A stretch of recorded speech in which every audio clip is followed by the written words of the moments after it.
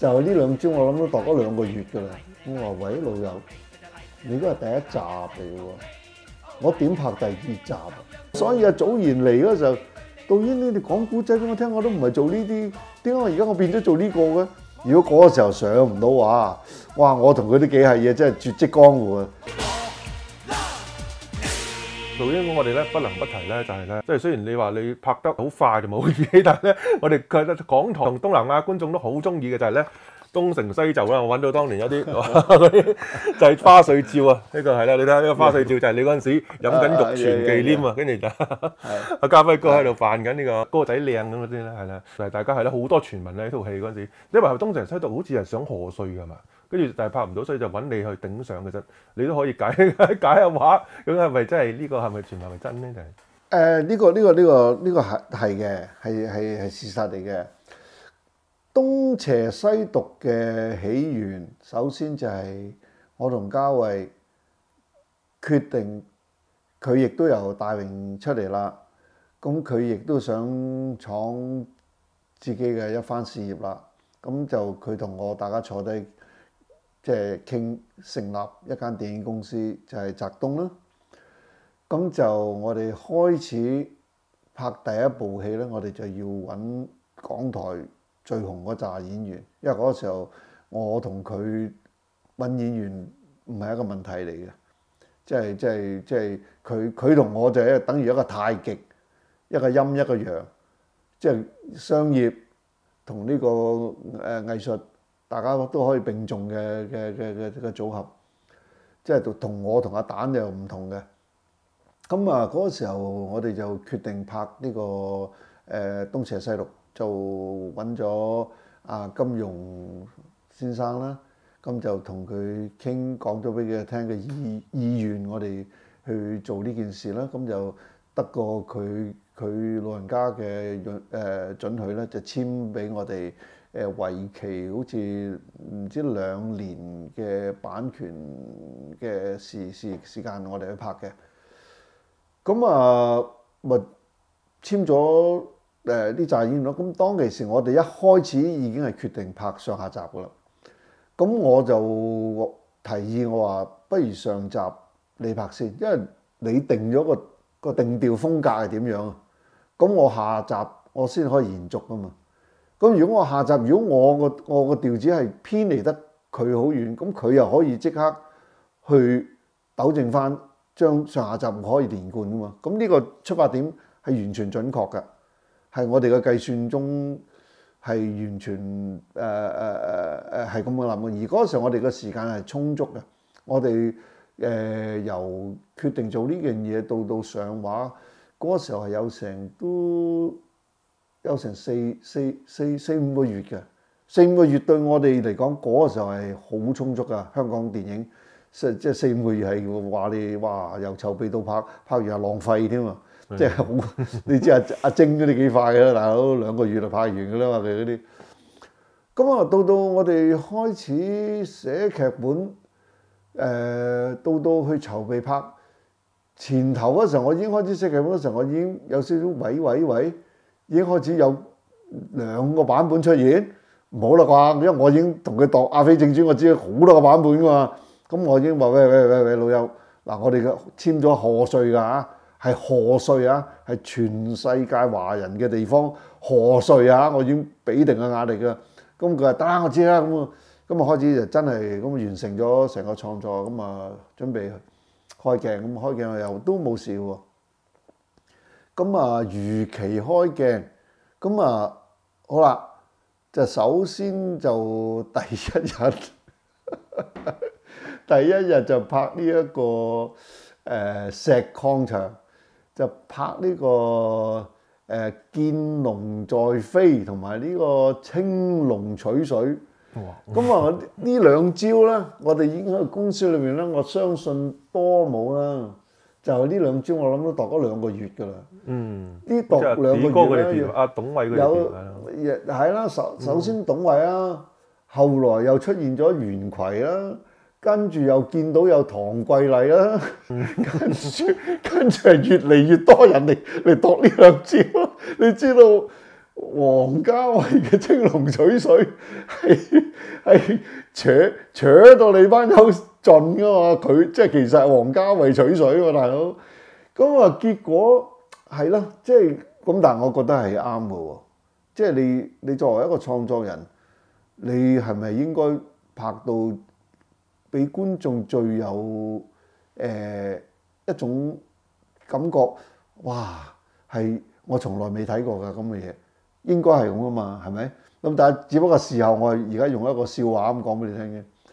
咁啊嗰晚喺石礦場，我落去開工第一日，咦阿高佬唔拍嘅？阿董偉係咁喺度飛嚟飛去，揦住4架吊雞車係咁飛嚟飛去，仲淨係啲替身喺度飛嚟飛去嘅。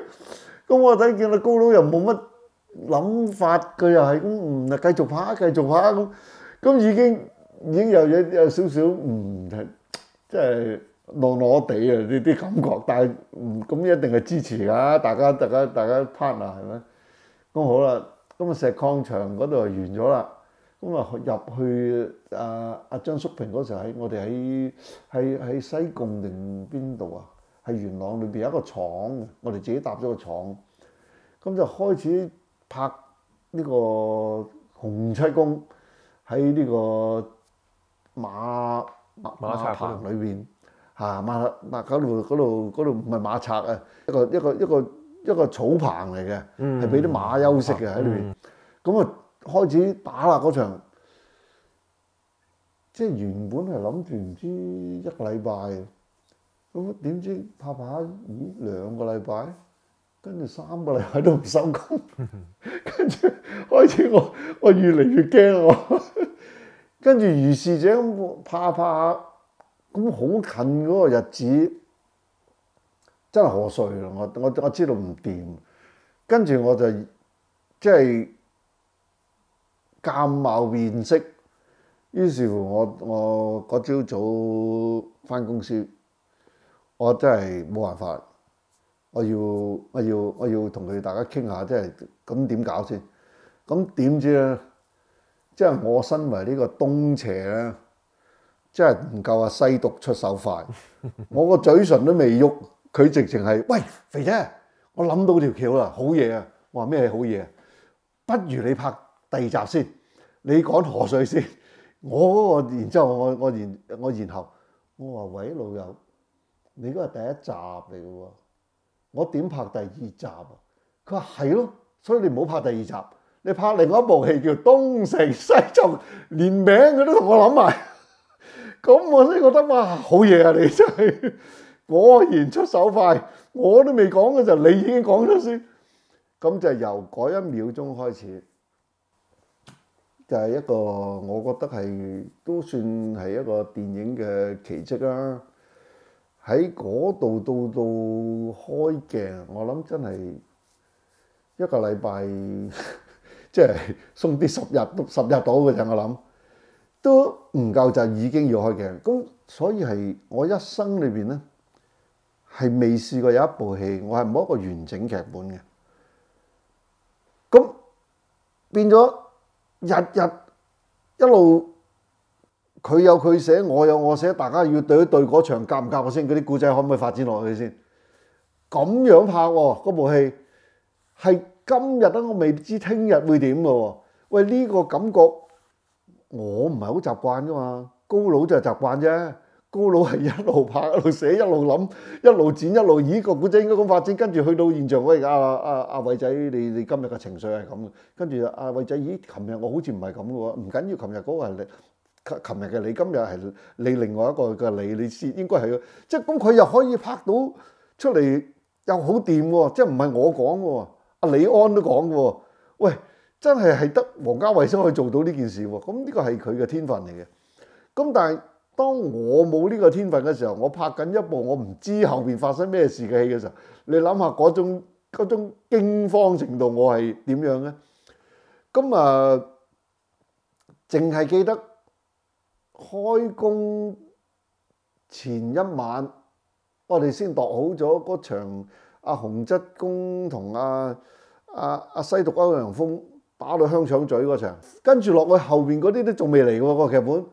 咁寫下嘅時候，有陣時佢寫唔切俾我啦，就變咗係我開始自己喺現場寫咯喎。寫到喺現場咧，係阿梁家輝前晚拍完休息嗰日，咁啊到今日嚟開工啦。一入到廠，咦，黑晒燈，得一盞燈嘅，就見到阿 Jeff 導演坐喺度一張台仔，我自己喺度寫緊。跟住我話：阿家輝，你等一陣啦，一陣間等啲工作人員瞓醒，我就因為啲工作人員冇翻屋企㗎，都喺個片廠度瞓嘅。我話我寫完呢場戲就俾你睇。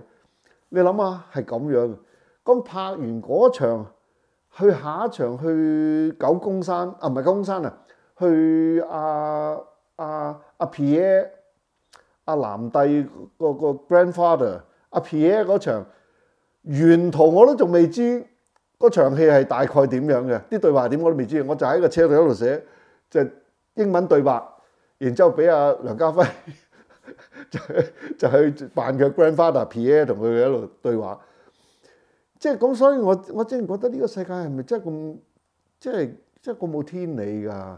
到而家喺國內10大喜劇《東成西就》係其中一部，唔係話咁樣創作出嚟，即係我都覺得即係對唔住觀眾啊！我自己咁，但係又真係又幾好笑喎！真係覺得當時而家，就算而家睇翻我都覺得真係幾好笑喎！真係。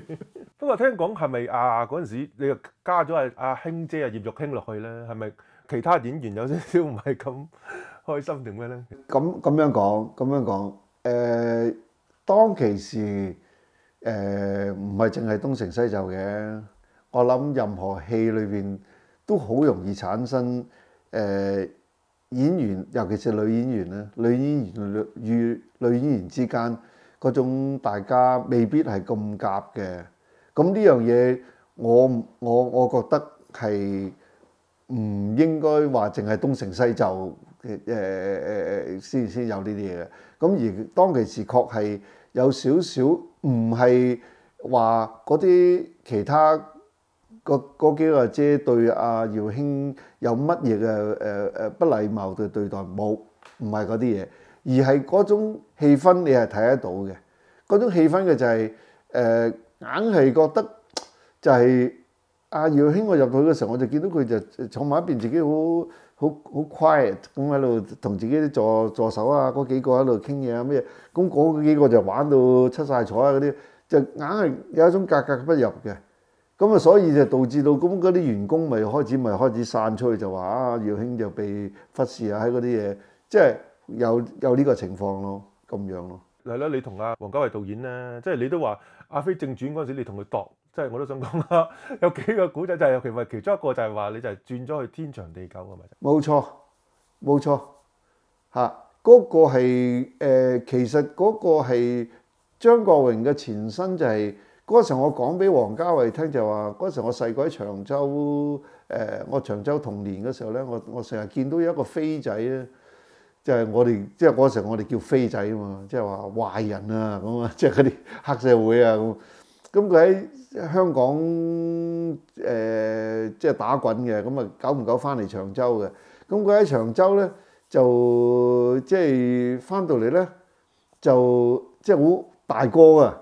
咁啊每次一出香港有嘢要搞啦，要做啦，咁啊梗係吹個花旗裝，吹到立立令咁翻出香港嘅。咁佢喺個長洲嗰度咧，亦都有佢嘅生活嘅朋友圈啊，嗰啲真係由細到大噶嘛。佢真係佢未出去行，即係未喺呢個江湖打滾之前，佢都係長洲一個街童嚟嘅啫嘛。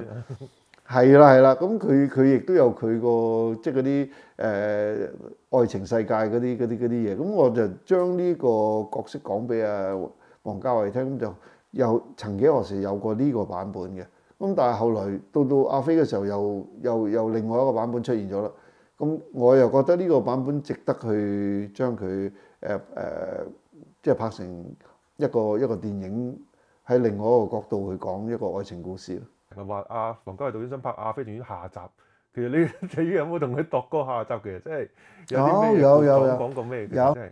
講翻阿梁朝偉係啦個角色，即係梁朝偉呢個賭徒嘅角色係佢係喺下集裏邊係一個好主要嘅嘢。其實佢裏邊有好多嘢後來喺其他嘅戲裏邊，花樣年華都有㗎，包括喺手嗰部短三個導演嘅張震嗰部，都係其實係阿飛正傳裏邊衍生出嚟嘅嗰啲角色嚟㗎。佢其實冇嘥到㗎，佢去到最後尾只不過換咗個名去做其他嘅戲嘅啫。少咗東邪西毒啦，其實阿王祖賢嘅角色，即係你跟住就喺東情西就變咗師妹啦。咁其實喺東邪西毒入邊，其實佢係做咩角色咧？阿王祖賢佢又冇咗啦，之後就祖賢嗰個時候咧有嘅，呢個角色係有嘅。咁但係我就唔便去講啦呢樣嘢，因為嗰個創作始終都係阿嘉偉導演嘅。等你有時間有機會訪問嘉偉導演嗰邊咧。咁祖賢係一早已經定，因為嗰10張合約咧係一早已經簽晒㗎啦，係已經簽晒㗎啦。咁阿祖賢嗰個角色係其實而家你哋睇嗰個東邪西毒版本都唔係最早我哋呢10個嗰時候嗰個版本嚟嘅，到去拍嗰時候已經開始變咗另外嗰啲阿嫂啊同阿西毒之間嗰啲問題啊嗰啲嘢已經轉咗㗎啦。原本嗰個係江湖啲嘅，嗰個係靠近金庸小説啲嘅。係，因為反而你其實你東成西就係跟翻最初嗰個角色設定㗎嘛，即係本來係阿梁家輝做啊，唔係咩都唔係都唔係嘅，都唔係，都話嗰個係突然間殺出嚟㗎啦，嗰個 idea 係突然間殺出嚟，佢直情都話喂，你唔使拍第2集㗎啦，你直情開過一個新戲叫《東成西就》啊，完全唔關事嘅。咁所以祖賢嚟嗰時候，導演你哋講古仔俾我聽，我都唔係做呢啲，點解而家我變咗做呢個嘅？咁我話呢部係第2部戲嚟嘅，唔係東邪西毒續集嚟嘅。咁佢話：咁你哋會唔會拍東邪西毒啊？我話會。咁我話你要等阿黃導演慢慢拍到你角色嘅時候，佢會通知你㗎啦。點知到而家都冇，即係等於呢個阿飛第2集啫嘛，係咪？即係等於一樣啫嘛。不過就最初我記得都係即係阿哥哥做阿黃藥師係啦，即係最初東邪西毒嗰個係啊，你嗰個呢啲就啱嘅，佢東邪西毒南帝北丐嗰個設定就啱嘅，係突然間。唔係個朗就係，個朗就一定係㗎啦。係啦，跟住突然間西毒就變咗阿盲劍客，真係又冇事。係啊，咪就係。我諗阿金庸睇完都暈一暈，我都同完全係我同阿嘉偉去講俾佢睇個古仔係兩件事嚟嘅啫。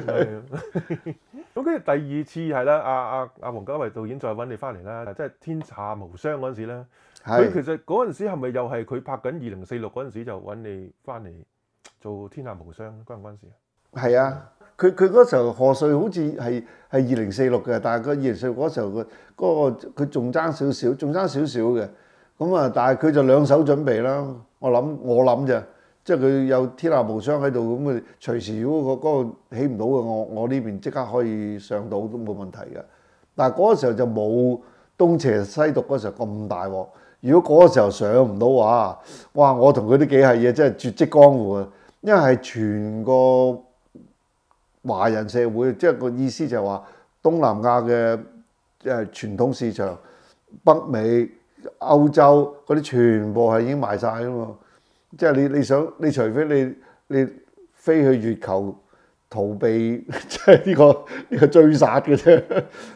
如果你喺個地球邊個地方你都走唔甩㗎啦，你兩條友嚇咁即刻你搞一部大家都開心賣錢嘅咪即刻。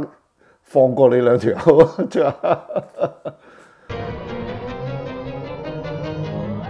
杜有明咧唔係意外嚟嘅。